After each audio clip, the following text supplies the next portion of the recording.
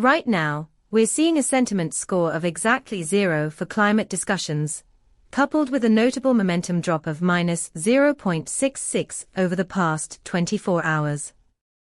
This indicates a significant shift in conversations compared to the historical baseline, where you'd typically expect a more positive sentiment during this time of year. What does this mean for you? Our API returns detailed sentiment analysis, breaking down these discussions into 20 semantic clusters.